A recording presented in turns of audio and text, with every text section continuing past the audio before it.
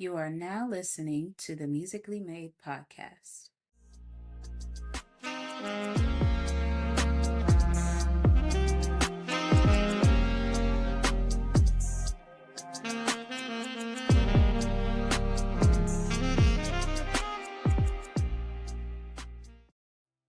Hi, everybody, and welcome back to another episode of the Musically Made podcast featuring your host, VaNia Ellison. Today, I have a lovely guest with me, and I will allow him to introduce himself. Well, hello, everyone. So good to be on the show. My name is Alan C. Paul. I am a musician, podcaster, creative coach, and it's just a wonderful thing to be here on the program.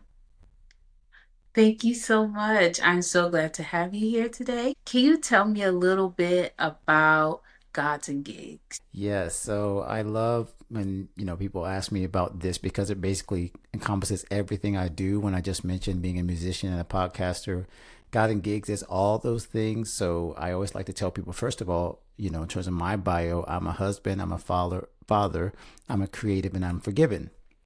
So those are my four pillars. And then God and Gigs fits into all of those because God and Gigs is about helping creatives and musicians and artists to succeed in whatever field they're in without sacrificing their faith so they could become the creators that they were created to be.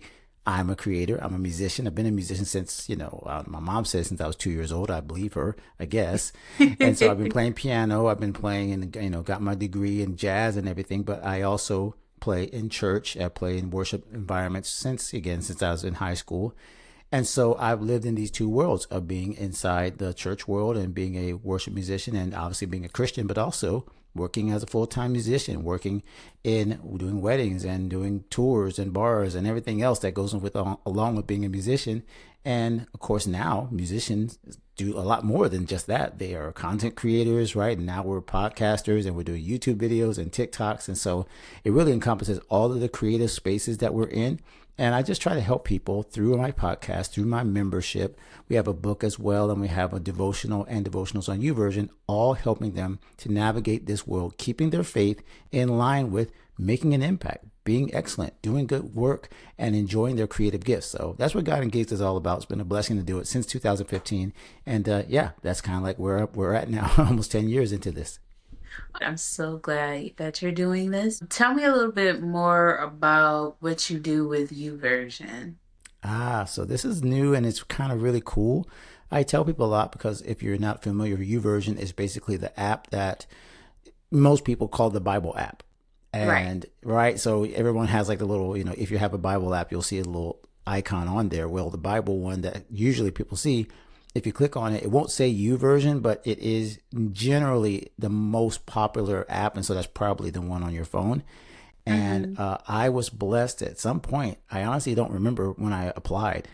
I tried it out because they don't usually take a lot of new people to write for the devotionals because basically YouVersion is the Bible, but it also allows reading plans. So I think I applied maybe in 2023, something like that. And, all of a sudden I got a letter back. I was like, oh, I got in. So I was able to write a devotional for people like us, creators, who wanted to have some scriptural, biblical kind of background for what we do. And I wanted to make it general, so I didn't write just to musicians. So I wrote to anybody who's in creative ideas about how God's creative and then how it applies to us being creative.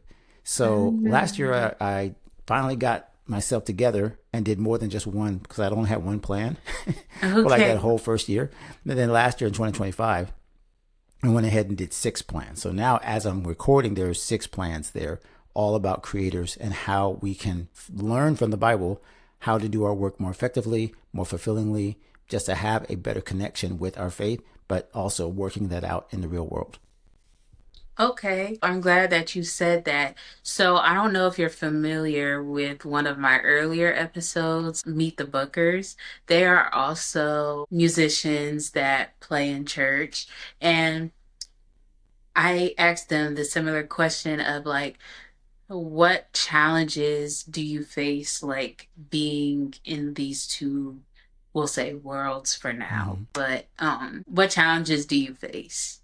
Well, first I'm going to go check out that episode. That sounds amazing. And Thank they're you. definitely part of my tribe if they're doing that. And I think the struggles are similar to all other creators and all other musicians, but also different, right? The Mm-hmm. struggles are first, of course, making yourself known, getting an audience, getting a community, getting people to notice you. How much do I post? Where do I go? Who do I connect with? Who do I network with?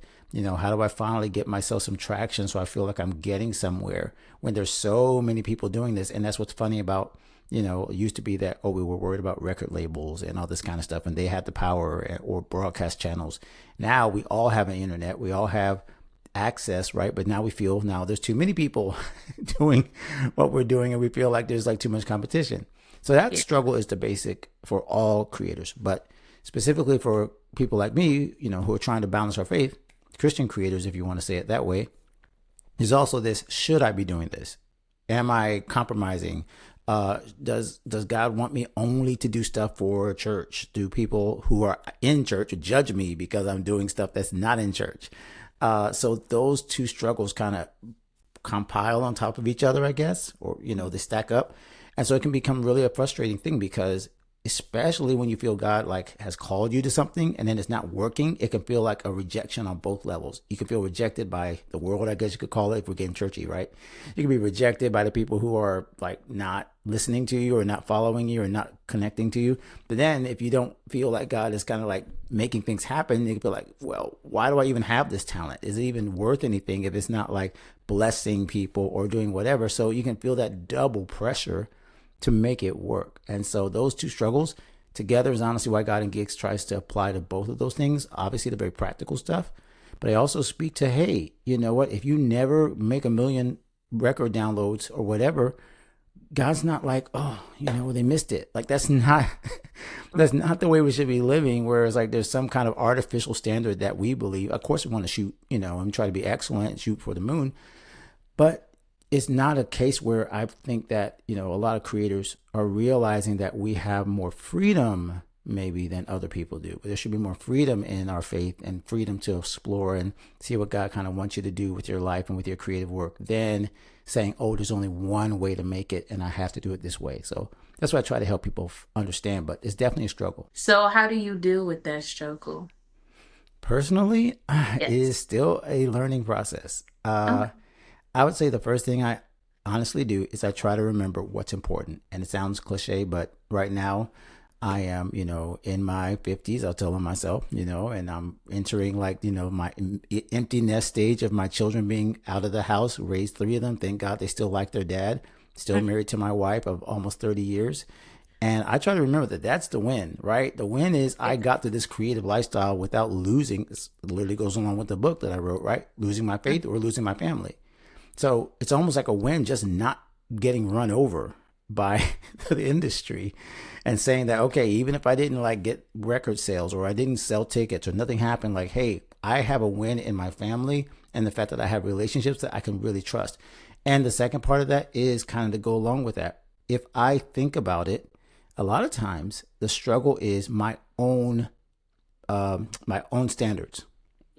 Other people look at me and say, you've done great. You've got a podcast. A lot of people never started a podcast. You have a YouTube channel. Some people never get over that first subscriber, and they never actually take the leap of faith. And I can say, hey, there's a win because I have achieved some things. Not that I get real proud and, shaking pom poms or anything, but I have reached a certain level of success that I can look back on and say, hey, before I start worrying about the next step, which creators always do, we're always looking at the next thing, the next thing, the next thing.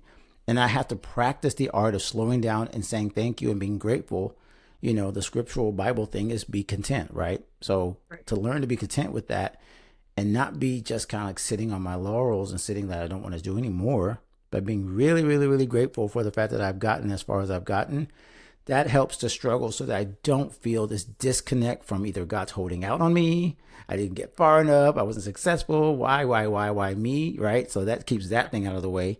And then it also makes me feel very like, hey, what if? What if I tried something a little different? I can take a risk. I can go ahead and try this album that I've never tried, this music I've never tried before.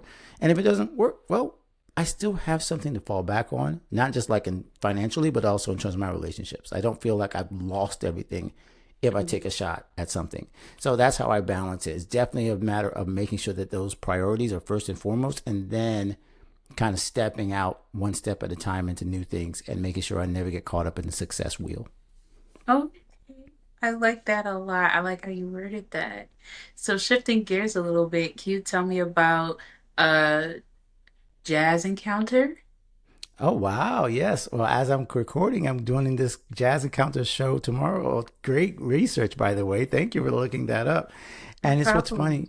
I actually am my worst student because I say all these things about promote yourself and God wants you to try things out and put yourself out there and things like that. And then in my own music career, I oftentimes like I did an interview yesterday on the jazz station that's presenting this concert, Jazz Encounters, Hmm. which they do I think every month. They bring in an artist, and then they have also like a little jam session for local musicians. So it's really cool down here in the Miami, South Florida area.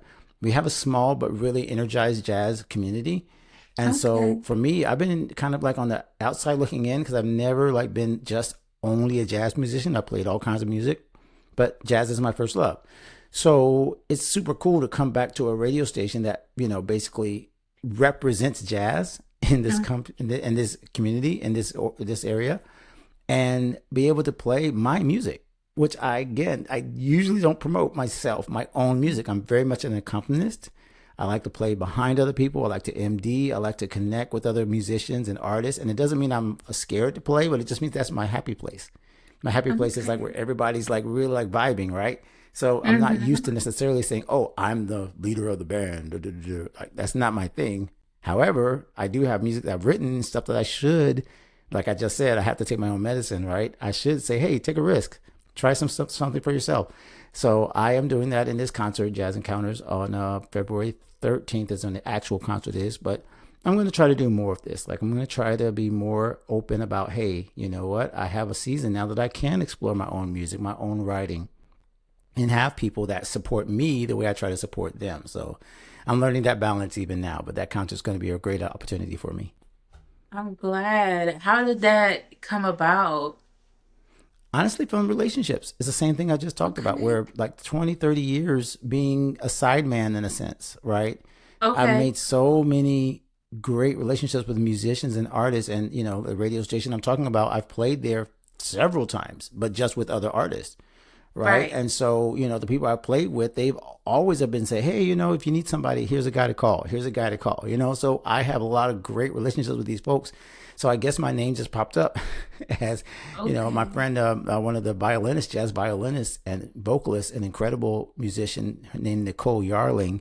She's down here. Mhm. Definitely look her up because she used to play and sing behind, I want to say, Joe Williams, I think, was the one that launched her career. Joe Williams is one of the epic, most legendary jazz vocalists, and he, saw her when she was young, and now she's one of the like legends in this area. So Nicole Yarling called me. She's like, "Hey, you want to be on Jazz Encounters?" I was like, "You sure?" She's like, "Yes, you're doing this, right?" So she kind of pushed me to the front. And Okay. that's kind of what I mean. Like, Nicole's amazing. And I just felt very honored that she would feel that my trio, my own music is worth sitting in the same kind of lineup as some of the folks you'll see on the Jazz Encounters and the WDNA, just the whole lineup, people that have been there are literally like, the top musicians in the world. And, so I'm not even trying to even pretend like that. I just want to be there and have some fun and, represent the music well. Well, it's a blessing that you got the opportunity. It really is. Would you agree that your network is your network, or is there a little bit more to that? I love that. That's one of my favorite phrases. It is, and Hmm. I think the network and net worth thing. I think we do need to be a little bit, and I like you said a little more. It's Hmm. not just like monetary value. I think a lot of times we assume that like, oh, well, that means however who you know means how much you can make or something like that. When the value of my network is the relationships themselves. It's not just what these people can do for me, not where they can hire me. It's literally the currency of my, career.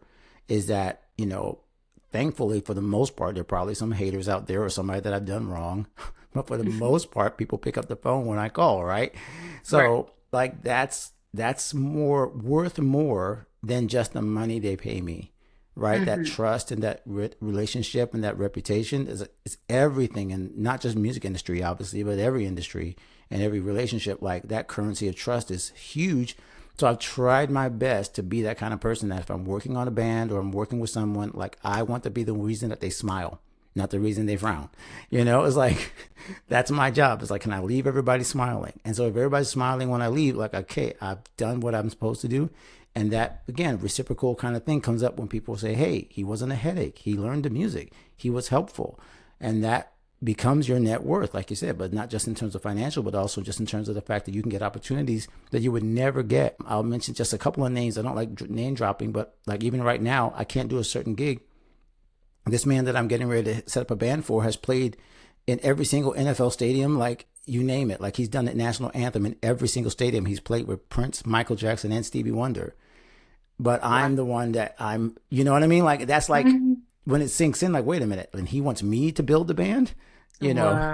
So Wow. that's where it's like, whoa, like this has nothing to do with money. This is everything to do with like being like, trusted. And I want to make sure that I like honor that trust every time I'm in an environment. Okay. So you mentioned building the trust with other people. Have you been in the position yet to where somebody had to build trust with you, where, what's the saying? If you step up, you look back and bring somebody with you. Yeah. That's cool. Yeah, I don't think about it much, but I do try. I think part of it is the mentorship type of thing. For Mm-hmm. about, I'd say 4 or 5 years, I taught in one of our kind of performing arts. I want to say kind of like not performing arts school, but it was, yeah, it was kind of like a school, performing arts school, but it was private, so that there would be people, just kids learning music, learning how to play in a band. And I was, I don't know if I was paid, or I don't remember, but I was basically like doing it for the kids. I didn't want to, Right. do it for money. I wanted to do it because here's some people that are just like me when I was like in my 20s. I had no idea how to put a band together, no idea how to do this stuff, no idea how to be a professional musician. And now here's a place where people are giving them the opportunity, but they just need people to kind of coach them. And so I did that for, like I said, like 5 or 6 years. And I'm still looking for people, young kids, young musicians, with whoever I can help. And that's the pulling people up, right? Because I know Right. what I struggled with. I know how I didn't know how to, write a contract, or who to call, or what's the etiquette when you're stepping on a bandstand. When do you play a solo? When do you not play a solo? When do you listen? When do you like, ask the person their key? If you can't play the song, how do you handle that? So these are like little intricate things of how to handle yourself. Those are lessons that you can't write in a textbook. And I always feel like I'm an educator, but those are things you can't teach in school. So I Right. feel like my goal now is, whether it's young musicians or not necessarily young musicians, but more in terms of God and gigs, people in my membership and people in my community, how can I help them like answer questions so they don't have to go to ChatGPT trying to figure that stuff out? Like, it's not in ChatGPT. No one's going to help you on a bandstand. Go into AI to help you figure out how to interact with a soloist who's changing keys or who's trying a little vibe thing. And like, nobody, that you can't do that Nope. on the Not internet. at You got to talk all. to somebody. So that's what we would try to do, is like help people navigate that. And yeah, so I think if you ask me that question, it comes, long story short, back to the membership, back to God and Gigs, back to the community. That's where we hash all that stuff out. So if people have questions, I can help them. Okay. What is your biggest achievement so far? Oh gosh, I love this question. You kind of hit it when you mentioned the U version, but I don't know if Oh, biggest achievement. I think that's the one that's most recent. The U version thing is okay. really cool, right? Writing for devotionals for that are read. The app is over 1 billion downloads all over the world. But if you say biggest achievement, it's really hard. Like, I'm obviously Mm, gonna lean back toward my family. I can't get mhm. away from that. And I know because he's copping out. Like, well, I don't know if that's no, like a cop out. like, look, you No. can have all the Grammys you want. Just make sure that like when I come home, there's dinner on the table, that my wife has kissed me on the cheek and doesn't want to kick me out of the house. Like, that's the like, for real though. Like, people don't understand. Once you've been around a couple of times, you're like, okay, this is the biggest accomplishment. This Right. is the key, like that makes it all, worthwhile. And again, like, if I have that, then the musical success or the podcast or whatever kind of makes sense. Right. that it fits in that hierarchy.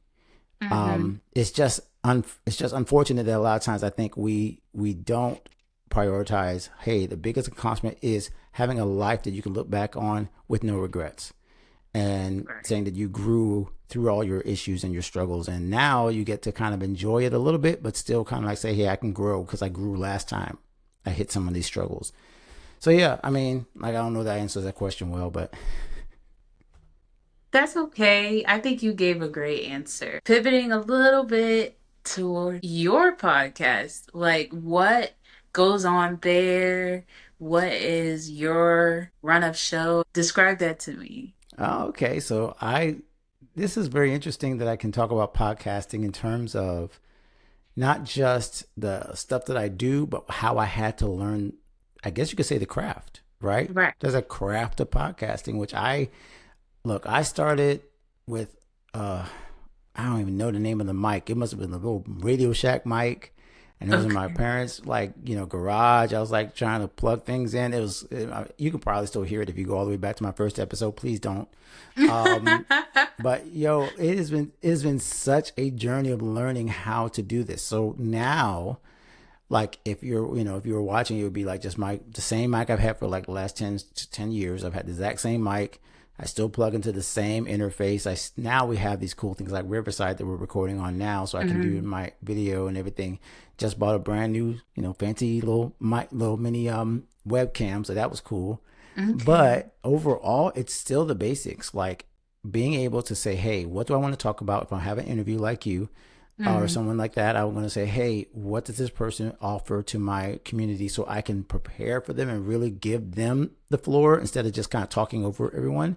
And then Mhm. sometimes now I do solo episodes. So I do a solo episode and now I do interview episode. Most of the time, what do you call it? Alternating. Yes. So now I do my own solo episodes, and so what I've done is very kind of like letting you into the secret. I'll do my live streams on Friday. So I do a live stream on YouTube at 1 o'clock, called the Mhm. Creator Checkup. So the Creator Okay. Checkup, yeah. So I do that every Friday, and then usually what I'll start with is a part called the vital signs. And the vital signs, I'll try to touch something like really, really kind of like hitting home, whether it's your heart, your faith, how you feel as a creator, whether you feel like you're down or like people aren't listening or stuff like that, to kind of help like motivate people, an inspirational moment. That section usually becomes the podcast episode. So I'll just take that piece and then kind of make sure that I can repurpose it. And then so people who don't watch, because not everybody can watch at 1 o'clock, right? So I take that part and that becomes the podcast usually for the weeks that I don't have an interview. And the reason I did that is because I'm much more natural, like we're talking right now. It's just much more natural where I can kind of think on my feet instead of trying to script everything and make it all kind of very, boring or academic. Right. So I feel like I got more comfortable sharing live, and then I can kind of translate that into the podcast. So it's always going to be that mix of inspirational and practical. How can I help people navigate this life to become the creator that God created them to be? How can I find topics or people that can speak to those things? So I've had people from Grammy Award winners who have played with Prince, all the way down to like, your local musician who like, manages to keep her wedding gigs going straight, right? Or the photographer or the videographer or, the potter. We had all kinds of creators all across like every single field, but all of us have that in common, that we're trying to navigate this world and keep it going. So yeah, that's kind of like how the podcast, I guess the behind the scenes of how the podcast gets made.